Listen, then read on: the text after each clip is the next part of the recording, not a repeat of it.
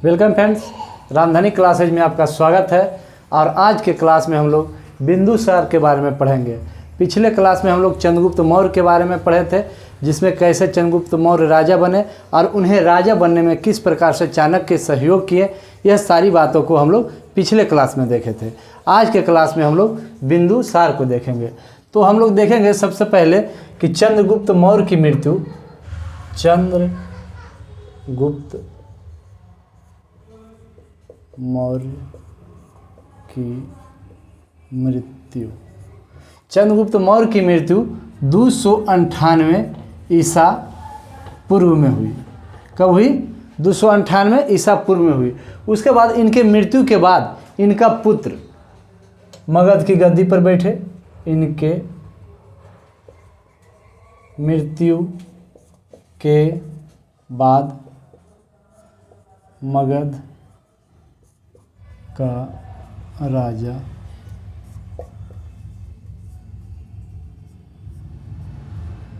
बिंदुसार बने। जब चंद्रगुप्त मौर्य की मृत्यु हो गई तो उसके बाद राजा कौन बने? बिंदुसार, जो कि चंद्रगुप्त मौर्य के पुत्र थे। उसके बाद हम लोग अब चलते हैं बिंदुसार का अन्य नाम के बारे में।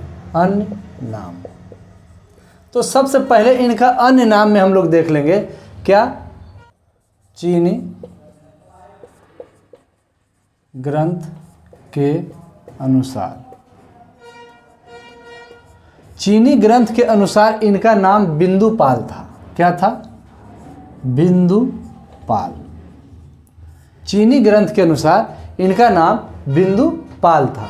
उसके बाद जैन ग्रंथ के अनुसार, जैन ग्रंथ के अनुसार इनका नाम सिंहसेन था। सिंहसेन। जैन ग्रंथ के अनुसार इनका नाम क्या था? सिंहसेन। और उसके बाद ब्राह्मण ग्रंथ के अनुसार, ब्राह्मण ग्रंथ या पुराण भी लिख सकते हैं, पुराण के अनुसार इनका नाम अमित्रघात था।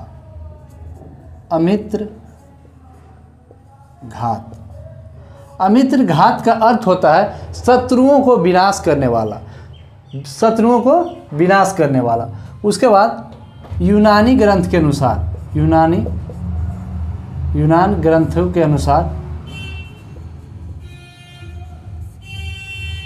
अमित्रोकोटस।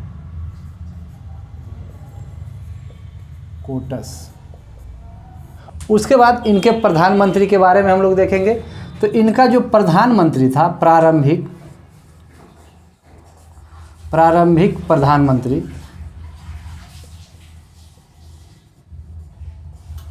प्रारंभ में जब चंद्रगुप्त मौर्य की मृत्यु हो गई तो उस समय चाणक्य ही प्रधानमंत्री थे। तो प्रारंभिक प्रधानमंत्री इनका चाणक्य हो गए, चाणक्य। उसके बाद उनका प्रधानमंत्री भी चेंज हुए। तो दूसरा जो प्रधानमंत्री बने वो खल्लाटक बने। दूसरा प्रधानमंत्री कौन बने? दूसरा प्रधानमंत्री इनका खल्लाटक बने।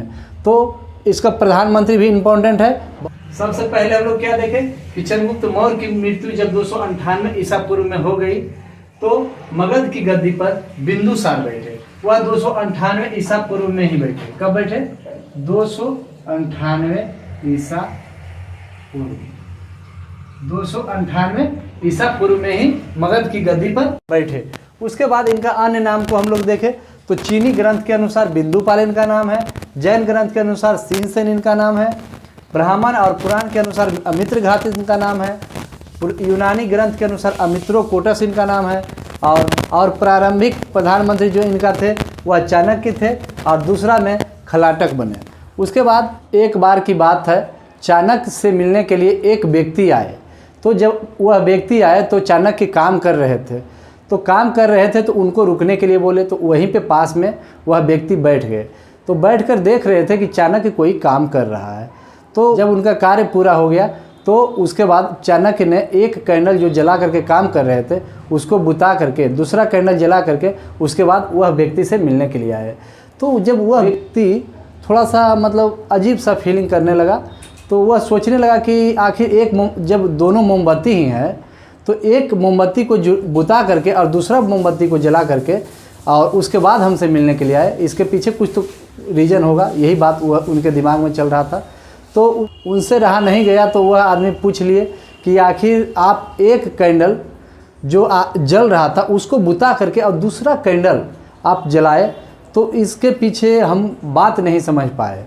तो चाणक्य बोले कि देखिए, यह जो कैंडल जला करके हम आए हैं, यह कैंडल हमारे पैसा का है।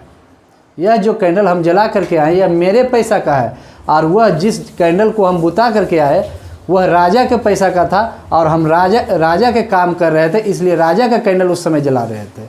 और अभी जो कैंडल जला रहे हैं यह कैंडल मेरे पैसा का है, और इसलिए क्योंकि आप मेरे पर्सनल काम के लिए मिलने के लिए आए, इसलिए हम अपना कैंडल जला करके आपसे मिलने के लिए आए। तो बताइए कि जिसका इतना बढ़िया प्रधानमंत्री रहेगा उसके राजपाट का कहीं कोई दिक्कत होगा? तो प्रारंभिक में जब चंद्रगुप्त मौर्य का प्रधानमंत्री चाणक्य था ही, और उसके बाद जब इनकी मृत्यु 298 ईस्वी को हो गई और 298 ईस्वी को ही बिंदुसार जब मगध की गद्दी पर बैठ गए, तो उनके प्रारंभिक प्रधानमंत्री भी चाणक्य ही थे, और चाणक्य के बाद खलाकट उनके दूसरे प्रधानमंत्री के रूप में काम किए। तो बहुत बार क्वेश्चन आए हैं कि दूसरे प्रधानमंत्री कौन है, तो यह भी बात को ध्यान में रखिए जाएगा। तो बिंदुसार के कार्यकाल में तक्षशिला में 2 बार विद्रोह हुए। कितने बार? 2 बार। तक्षशिला का प्रथम विद्रोह। बिंदुसार के कार्यकाल में कितने विद्रोह हुए? 2 विद्रोह। तो तक्षशिला का प्रथम विद्रोह को दबाने के लिए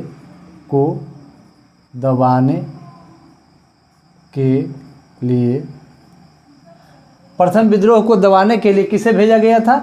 तो सुसीम। प्रथम विद्रोह को दबाने के लिए सुसीम को भेजा गया, और दूसरे विद्रोह को दबाने के लिए अशोक को भेजा गया था।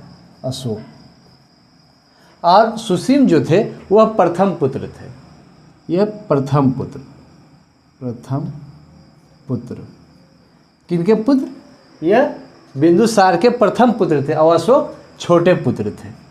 छोटे पुत्र। तक्षशिला का दोनों विद्रोह, एक बड़े बेटे सुसीम और दूसरे बेटे अशोक जो कि छोटे बेटे थे, वह दूसरे विद्रोह को दबाने के लिए गए थे। यह अशोक पूरी तरह से सफल रहे। उसके बाद अब हम लोग देख लेते हैं कि राजदूत के बारे में अब हम लोग देखेंगे। तो सीरिया नरेश एंटियोकस, सीरिया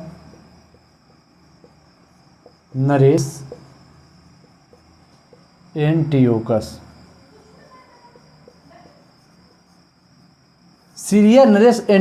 ने बिंदुसार के दरबार में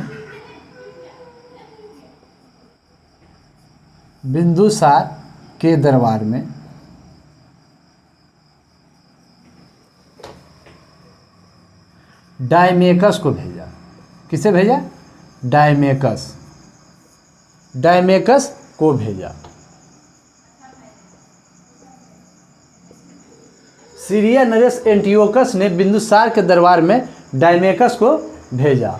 और उसके बाद एक और आए थे, वह कहाँ से आए थे? तो मिस्र से। कहाँ से? मिस्र से। मिस्र के राजा फिलाडेल्फस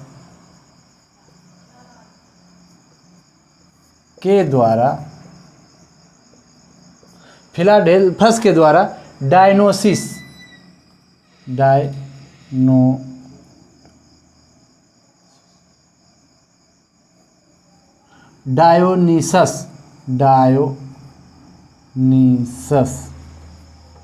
किसे भेजा गया? डायोनीसस को। मिस्र के राजा फिलाडेल्फस के द्वारा डायोनीसस को भेजा गया। उसके बाद अब हम लोग देखेंगे यह जो एंटियोकस है, इनके पिताजी का नाम क्या है? तो इनका सेल्यूकस निकेटर्स।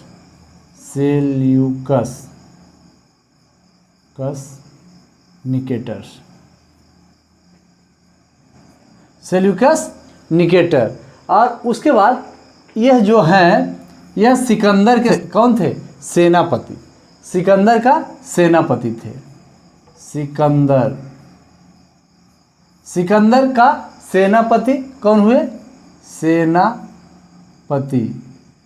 सिकंदर का सेनापति सेल्यूकस निकेटस, और सेल्यूकस निकेटस के पुत्र हुआ एंटियोकस। अब एंटियोकस से यह जो बिंदुसार हैं, बिंदुसार एंटियोकस से 3 चीज मांग किए थे। बिंदुसार द्वारा एंटियोकस से क्या क्या मांगा गया था? दार्शनिक।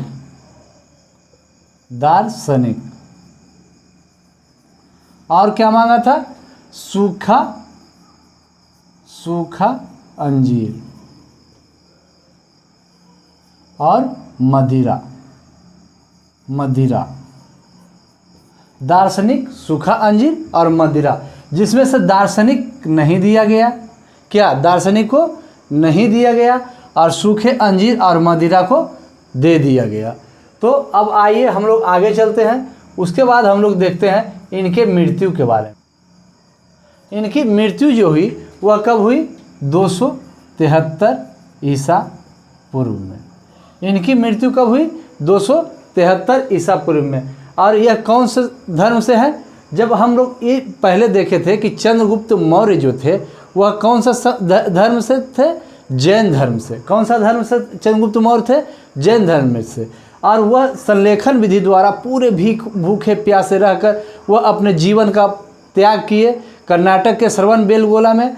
तो उनके बेटे क्या अपनाएंगे? जिनके पिताजी भूखे प्यासे किसी धर्म में प्राण की त्याग कर दे, तो क्या उनके पुत्र उस धर्म को अपनाएंगे? नहीं। तो यह आजीवक संप्रदाय के, यह कौन से संप्रदाय से संबंधित है? बिंदुसार आजीवक संप्रदाय। यह कौन सा संप्रदाय से संबंधित है? आजीवक संप्रदाय। उसके बाद इनके मृत्यु जब हुई तो उत्तराधिकार के लिए 4 वर्षों तक युद्ध हुआ। कितने वर्षों तक? 4 वर्षों तक। और उसके बाद 4 वर्षों के बाद जा कर के अशोक राजा बने। तो अगले क्लास में हम अशोक के बारे में हम लोग डिटेल्स देखेंगे और उसके बाद उनका कौन कौन सा शिलालेख है, यह सब सारी बातों को हम लोग बहुत ही अच्छी तरह से कहानी के तौर पर समझेंगे और उसे फिर हम लोग बहुत ही अच्छी ढंग से याद करने का कोशिश करेंगे। और हमें आशा है कि हमारे साथ आप रहिएगा तो बिल्कुल इसी वीडियो में आपको याद करवा देंगे। और एक चीज़ है कि ट्रिक, सब लड़का कहता है ट्रिक सर बताइए। पहले आप कहानी को एक बार समझ लीजिए और उसके बाद पूरा मौर्य का एक ट्रिक बता देंगे। एक बार जब यह सब समझ लीजिएगा, एक बार ट्रिक से आपको बताएंगे तो बेहतरीन ढंग से एकदम सिलसिलेवार ढंग से आपको याद रहेगा। जैसे अगर कह देंगे चंद्रगुप्त मौर्य बना, उसके बाद बिंदुसार बना, उसके बाद अशोक बना, तो इसी तरह से आप लोग एकदम बिल्कुल बेहतरीन ढंग से एकदम ट्रिक विधि से बताएंगे। आप लोग टेंशन मत लीजिए, बहुत ही बेहतरीन ढंग से हम लोग क्लास करने वाले हैं।